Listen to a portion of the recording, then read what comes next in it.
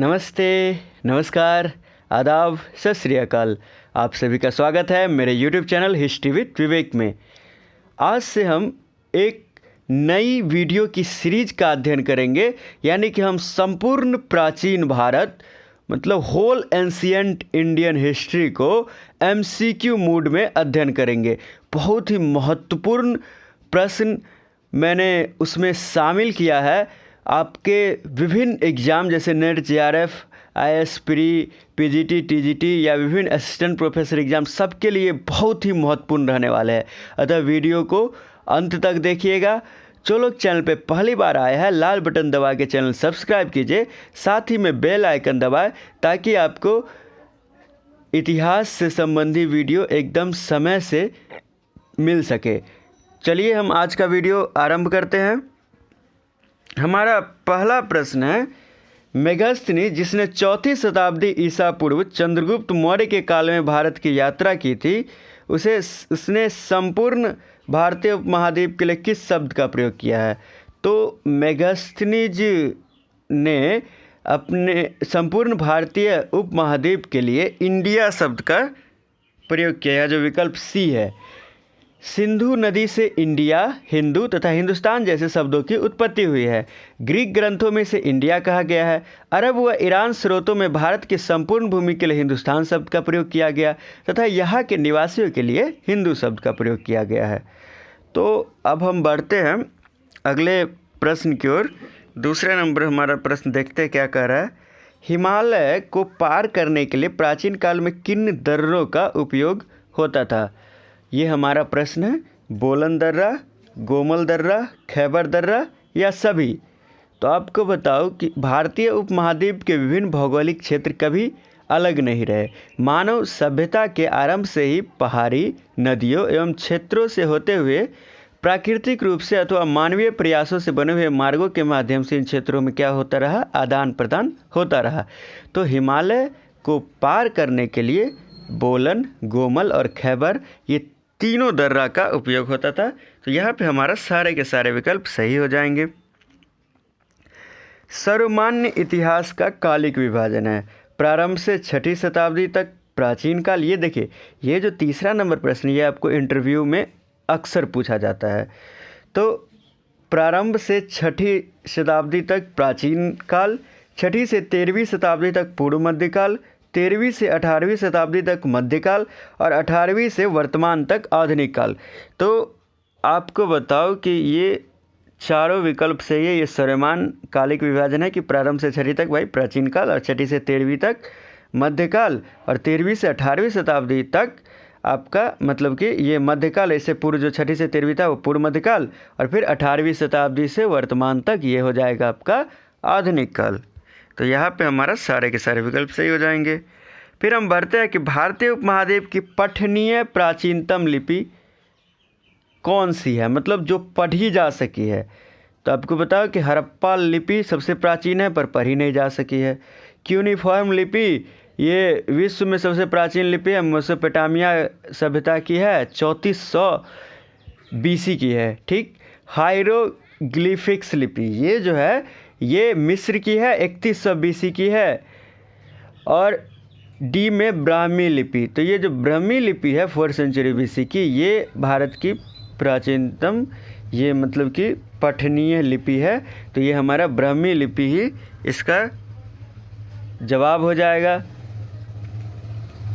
आपको बताओ कि हड़प्पा लिपि भारतीय उपमहाद्वीप की प्राचीनतम लिपि है, पर ब्राह्मी लिपि हमारी पढ़ी जा सकने वाली प्राचीनतम लिपि है। फिर हम बढ़ते हैं अगले प्रश्न की ओर। 18वीं 19वीं शताब्दी के लेखन में यूरोपीय विद्वानों का वर्चस्व रहा, बिल्कुल, जिन्हें लोकप्रिय अर्थों में प्राच्यवादी अथवा भारतविद कहा गया, जबकि वो स्वयं को कहलाना पसंद करते हैं। तो ये मतलब कि प्राच्यवादियों के बारे में कह रहा है कि प्राच्यवादी स्वयं को क्या कहलाना पसंद करते थे? पौराणिक, सांस्कृतिक, पुरातनिक या पुरातत्ववेदा? तो आपको बताओ कि प्राच्यवादी जो थे, ओरिएंटलिस्ट, ये अपने आप को पुरातनिक कहलाना पसंद करते थे। इनमें से जो अधिकांश थे वो ईस्ट इंडिया कंपनी के बाद में और भारत के ब्रिटिश सरकार के मुलाजिम थे। इनका मुख्य कार्य क्या है? इनका मुख्य योगदान प्राचीन भारतीय ग्रंथों का अनुवाद है। इसी परिप्रेक्ष्य में ये मतलब कि एशियाटिक सोसाइटी ऑफ बंगाल की स्थापना हुई थी। अब हम फिर बढ़ते हैं अगले प्रश्न की ओर। भारतीय पुरातत्व सर्वेक्षण विभाग की स्थापना कब हुई? 1861, 1871, 1881, इनमें से कोई नहीं। तो भारतीय पुरातत्व सर्वेक्षण विभाग की स्थापना 1871 ईस्वी में हुई।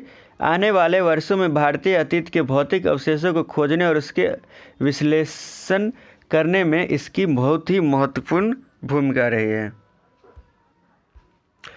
राष्ट्रवादी इतिहासकार कब पहली बार सामने आए? आप जानते हैं कि सब भारत में कई प्रकार के इतिहास लेखन की परंपरा रही है।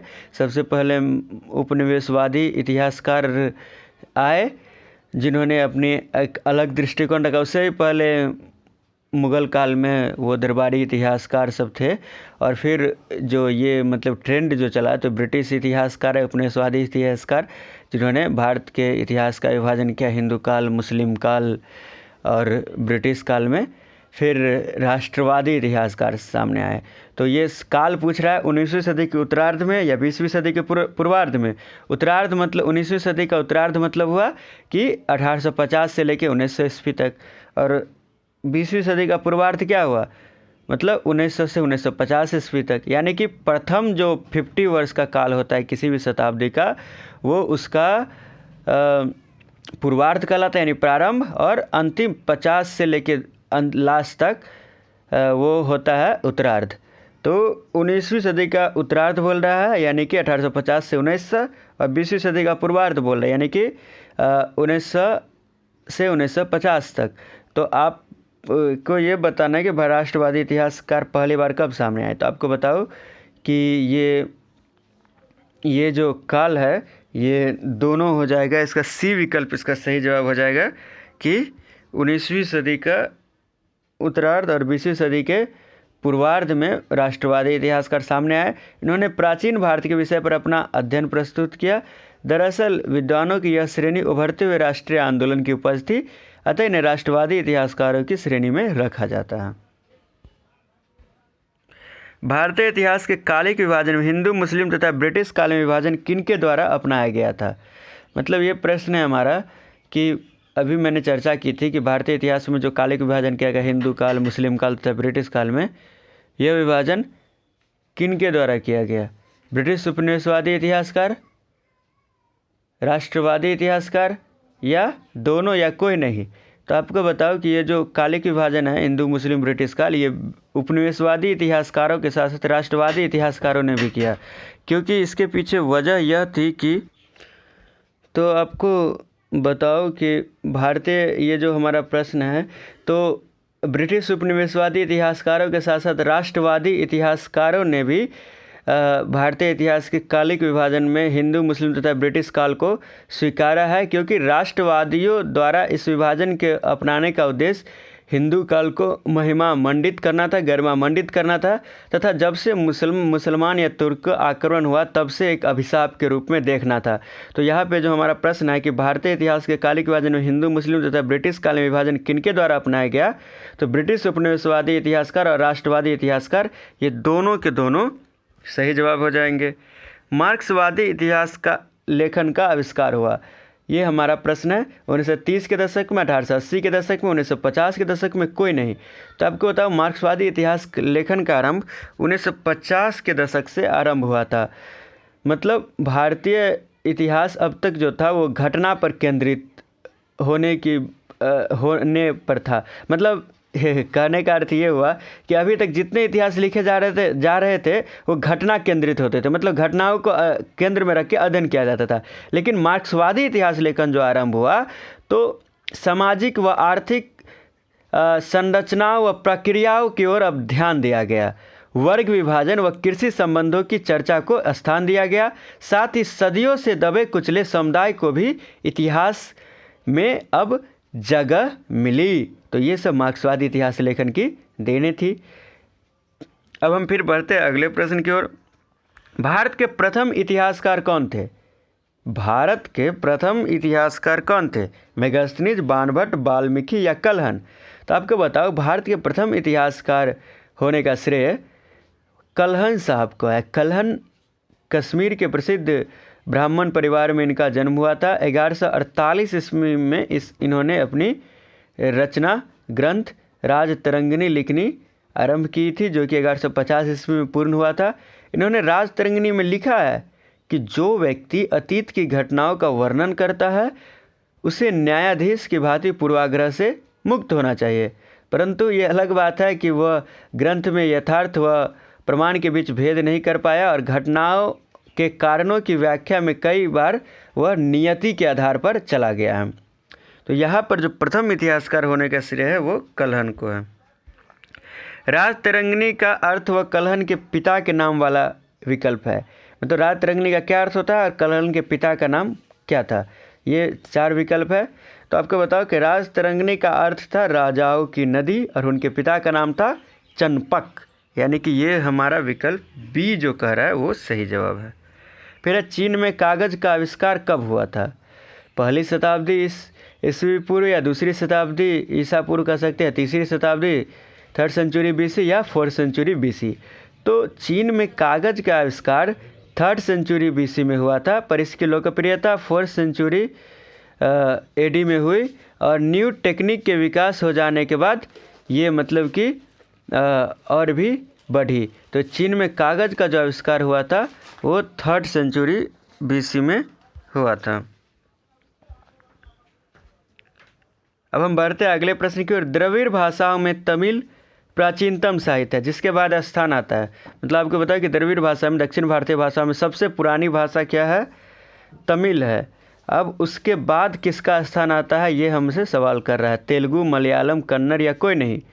तो द्रविड़ भाषाओं तमिल के बाद दूसरा स्थान जो आता है वो कन्नड़ आता है। किसका स्थान आता है? कन्नड़ भाषा का स्थान आता है।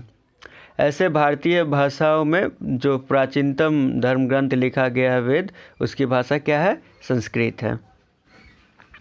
अब है प्राकृत भाषा का प्राचीनतम व्याकरण है, ये पूछ रहा है। महाकाव्य, महाभाष्य, ऋग्वेद, प्राकृत प्रकाश या अष्टाध्यायी? तो आपको बताओ कि महाभाष्य जो है वो 2nd सेंचुरी BC में पतंजलि द्वारा लिखा गया है। फिर ऋग्वेद संस्कृत में रचित है। फिर ये अष्टाध्यायी है, ये परणि द्वारा लिखी गई है। तो प्राकृत प्रकाश जो है सी विकल्प, ये वररुचि द्वारा लिखित है। ये इसका काल अभी तक निर्धारित नहीं किया जा सका है। ये प्राकृत भाषा का प्राचीनतम व्याकरण है। प्राकृत प्रकाश जो है ये वररुचि द्वारा रचित, ये क्या है? प्राकृत भाषा का प्राचीनतम व्याकरण है। अब हम फिर बढ़ते हैं अगले प्रश्न की ओर।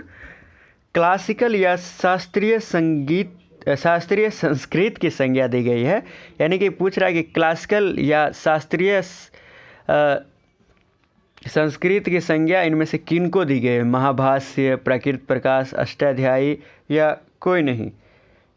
इसमें से कौन सा विकल्प सही है? ये आपका होमवर्क है, कमेंट बॉक्स में लिखिएगा। 15 नंबर प्रश्न और उसके आगे ABCD जो आपको सही जवाब लगता है वो लिखिएगा। इसी तरह हम MCQ मूड में ही संपूर्ण प्राचीन भारत का अध्ययन करेंगे। कुछ प्रश्न आपको आसान लगेंगे, कुछ मुश्किल होंगे, कुछ बहुत मुश्किल होंगे। इसी तरह हम एकदम बेस से लेके अंत तक पूरे प्राचीन भारत मतलब संपूर्ण एंशिएंट इंडिया का इसी मूड में अध्ययन करने वाले। बहुत ही महत्वपूर्ण प्रश्न रहने वाले हैं और साथ ही हम इसी मूड में मॉडर्न इंडिया, आधुनिक भारतीय इतिहास का भी अध्ययन करेंगे। सप्ताह में 2 दिन प्राचीन भारतीय इतिहास और 2 दिन आधुनिक भारतीय इतिहास का इस मूड में अध्ययन करेंगे। साथ ही आपको UGC नेट पेपर 1 और पेपर 2 हिस्ट्री में प्रीवियस ईयर क्वेश्चन इससे रिलेटेड वीडियो आपको देखना है तो हमारे चैनल के प्लेलिस्ट में जाए, वहाँ ढेरों वीडियो रखे हुए हैं। पेपर 1 आपको एकदम आसान से आसान हिंदी भाषा में मिल जाएगी। आपको बताओ कि साथ ही में हम 2 दिन सप्ताह का मैं बता देता हूँ कि 2 दिन प्राचीन भारत से संबंधित MCQ, 2 दिन आधुनिक भारत से संबंधित MCQ और 2 दिन हम यूजीसी नेट इतिहास विषय में पिछले वर्षों में पूछे गए प्रश्नों की व्याख्या सहित उत्तरों की सीरीज लेके आएंगे। और 1 दिन मध्यकालीन भारत जो पहले ही से चल रहा है डिटेल्स मूड में, वही चलेगा। तो वीडियो पसंद आई तो लाइक करें, कमेंट करें, और सबसे ज़रूरी बात कि आपको अगर वीडियो अच्छी लगती है तो आपके जो जो दोस्त इतिहास पढ़ रहे हैं उनके बीच शेयर कीजिए कि वो भी फ़ायदा उठा सके। और धीरे धीरे देखिएगा कि हम और भी बेहतरीन प्रश्न लाएंगे, आपका पूरा प्राचीन भारत का एकदम क्लियर रिवीजन करवाएंगे। तो जो लोग आज चैनल पे पहली बार वीडियो देख रहे थे, चैनल को सब्सक्राइब करना बिल्कुल ना भूलें। साथ ही में आप बेल आइकन दबा लें ताकि आपको यूजीसी नेट पेपर 1 तथा इतिहास से संबंधित वीडियो एकदम समय पे मिल सके। तो इस तरह से हमारा ये वीडियो समाप्त होता है। अपने प्रसिद्ध नारे के साथ हम इस वीडियो को समाप्त करेंगे कि अब की बार JRF परिवार खूब पढ़े खूब बढ़े।